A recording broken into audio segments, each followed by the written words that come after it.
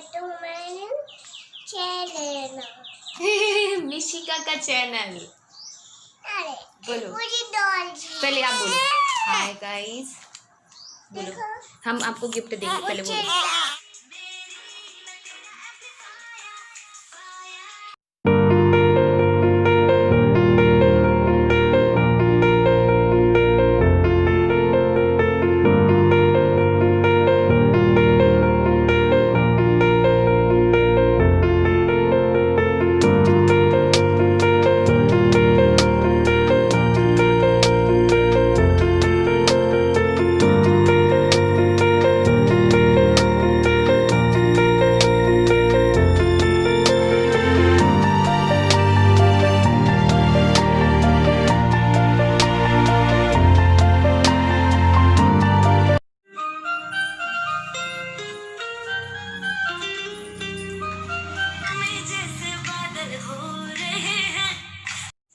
So guys, जैसा कि आप देख रहे हैं मिशिका मैडम कर रही हैं डांस, क्योंकि उनका मन कर रहा है आज डांस करने का। डिपेंड करता है मूड के ऊपर, अगर कभी कभी मूड होता है तो करती हैं, कभी कभी नहीं भी करती हैं।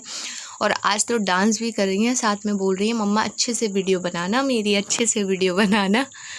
अच्छा लगता है जब ये ऐसा कुछ करती है, क्योंकि देखो क्या होता है ना, बच्चे जितनी ज़्यादा एक्टिविटीज़ करते हैं माँ बाप को उतना ही अच्छा लगता है। ये फील होता है कि हो सकता है इनका इंटरेस्ट इस चीज़ में हो। अभी बिल्कुल समझ नहीं आता, क्योंकि ये ड्राइंग भी करती है, स्टडी भी करती है, डांस भी करती है, गाने भी गाती है। तो समझ तो नहीं आता कि किस किस चीज़ में रुचि है, बट ट्राई करेंगे कि समझें इसकी फीलिंग्स को, और जो जो ये करे उसको हम लोग अप्रिशिएट करें और साथ में इसको करवाएं भी, ताकि ये भी खुश और हम भी खुश। और अगर कोई भी पेरेंट्स मुझे देख रहा है तो उन सभी से रिक्वेस्ट करती हूँ कि ज़रूरी नहीं है कि जो हम चाहें बस हमारा बच्चा वो करे, हमें भी अपने बच्चों की पसंद और नापसंद का ख्याल रखना होगा।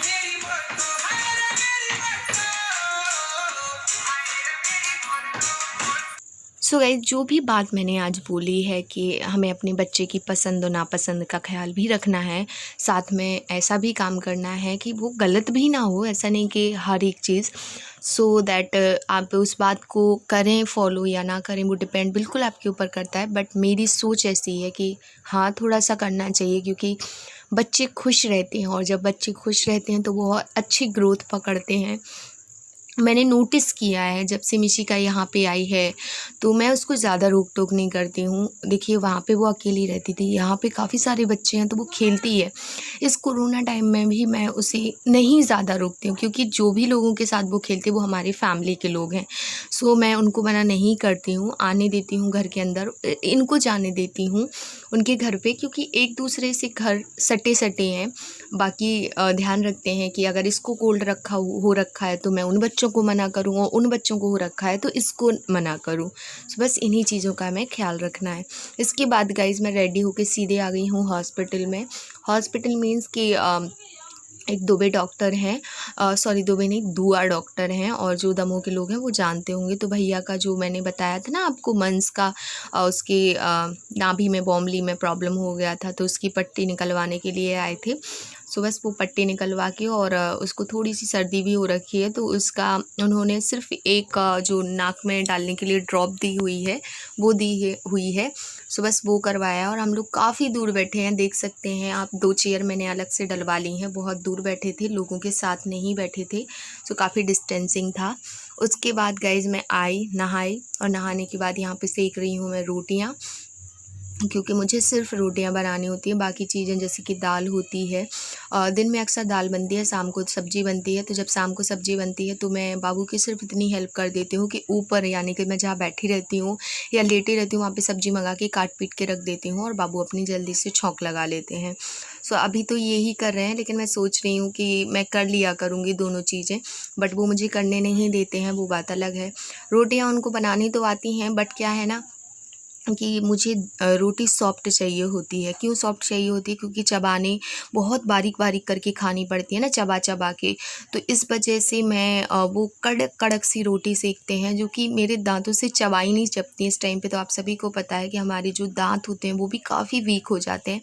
तो मैं सोचती हूँ कि चलो छोड़ो जाने दो, उनसे ना करवा के मैं अपनी रोटियां खुद सेक लिया करूँगी। और कितनी बनानी होती हैं हम लोगों के बीच में, 4-4 रोटी सबकी बनती है, तो उस हिसाब से मैं बना लेती हूँ। तो चलिए मैं बना लेती हूँ रोटी, फिर मैं आपसे मिलती हूँ।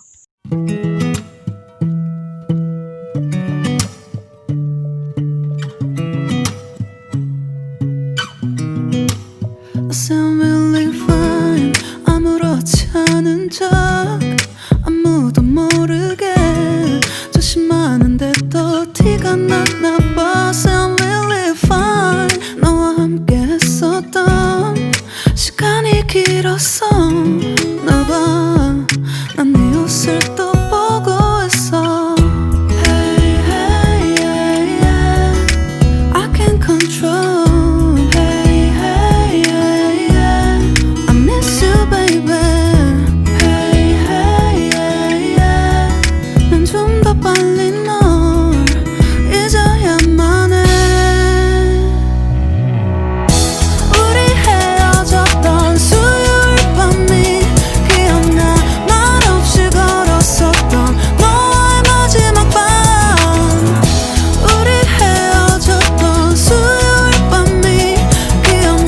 हाय guys, welcome back Mishika's family channel. So I am really sorry, कल मैंने व्लॉगिंग की, उसके बाद मैंने व्लॉग रोक दिया था। और उसका रीज़न ये था कि बहुत ही ज़्यादा बैड न्यूज़ है। मतलब बैड न्यूज़ क्या बोलूँ, मुझे कुछ समझ में नहीं आ रहा है।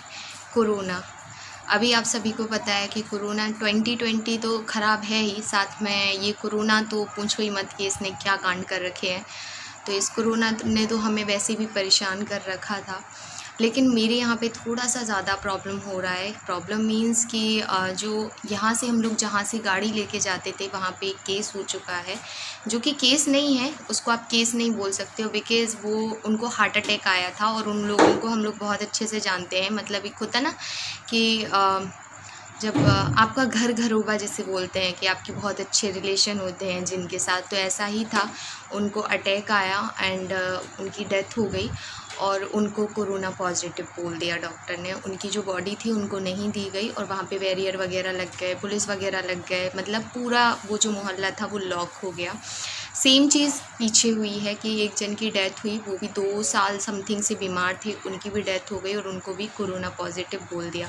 हालांकि आप सभी को पता होगा कि कोरोना की जो टेस्ट रिपोर्ट्स होती हैं वो 1 या 2 दिन में तो आती हैं, लेकिन उसके पहले ही उनको उनका जो मृत शरीर जैसे आप बोल सकते हो, डेड बॉडी, वो उनको नहीं दी गई है और उनको ये बोला गया है कि उन्हें कोरोना था। तो ये भी गलत है एक तरीके से, क्योंकि एटलीस्ट आपको क्लियर करना चाहिए, फिर आपको कोरोना बोलना चाहिए। क्योंकि आप सभी को पता है कि डेड बॉडी जब एक इंसान इस दुनिया में नहीं रहता है तो उसका कितने अच्छे तरीके से हम आप सभी को पता है उनकी मिट्टी लगती है, परिवार वाले होते हैं, 4 लोग होते हैं, चलो 4 लोग ना सही बट कम से कम परिवार के लोग तो हों। अब उन फैमिलीज़ से पूछे जिनको उनकी माँ की डेड बॉडी नहीं मिली या जिनको उनके भाई की डेड बॉडी नहीं मिली, उनकी फैमिली पे क्या बीत रही होगी। तो क्योंकि ये चीज़ सामने की थी और ये चीज़ पीछे की भी थी, तो हम लोग नहीं उस चीज़ से, जैसे हमें पता चला और उनको हम लोगों ने भी कुछ दिन पहले ही देखा था, तो किसी को हजम भी नहीं हो रही थी कि उनकी डेथ इतने कैसे हो जाएगी। और उनको कोरोना बोल दिया कि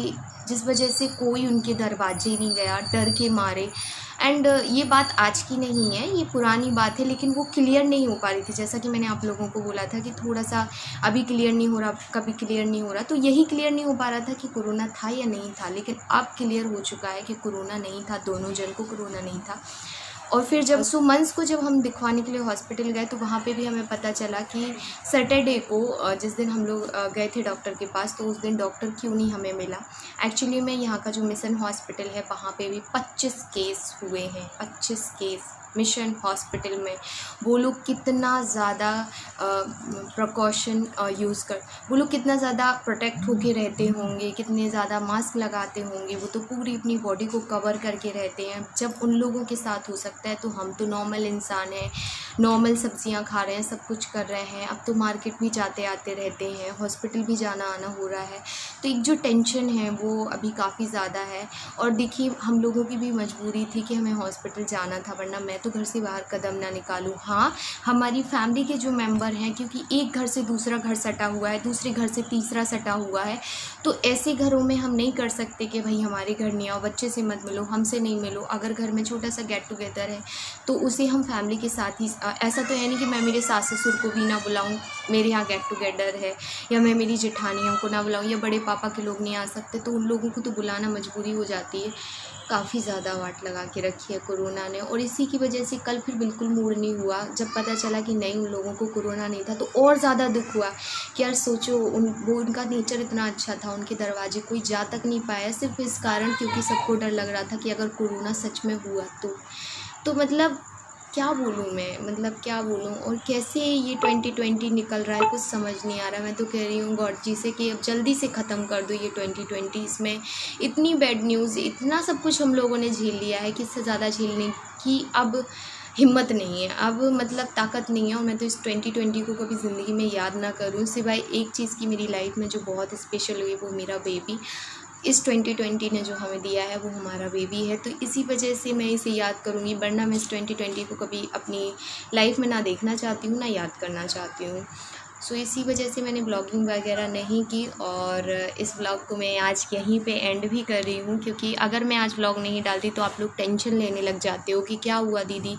एटलीस्ट आप एक दिन बाद अपडेट दे दिया करो, भले ही चिट-चैट वीडियो कर लिया करो।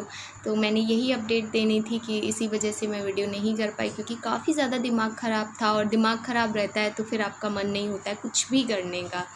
सो आई रियली होप कि आप लोग इस बात को, मेरी बात को बहुत ज़्यादा लोग समझेंगे, क्योंकि ये सिर्फ हमारे यहाँ की कंडीशन नहीं है, ये जगह जगह की कंडीशन हो रही है। और आज भी मैंने पूरे दिन ब्लॉगिंग नहीं की, ये शाम का टाइम है और मैं शूट कर रही हूँ 6 बजे। आई डोंट नो मैं इसकी एडिटिंग कर भी पाऊँगी या ये वीडियो भी आपको कल ही मिलेगा, जो कि मैं नहीं चाहती। मैं चाहती हूँ कि आप लोगों को अपडेट मिल जाए कि मैं ठीक हूँ, घर में सब ठीक है। बस प्रॉब्लम यही है कि बैड न्यूज़ तो यही है, और इसकी वजह से काफ़ी ज़्यादा प्रॉब्लम हो रहा है, सबका दिमाग ख़राब हुआ पड़ा है। चलिए guys, bye bye, love you all, take care, ख्याल रखो अपना, घर पे रहो, सेफ़ रहो, सुरक्षित रहो, और काफ़ी ज़्यादा सैनिटाइज़र का यूज़ करो, मास्क लगाओ, और बेमतलब में बाहर मत जाओ।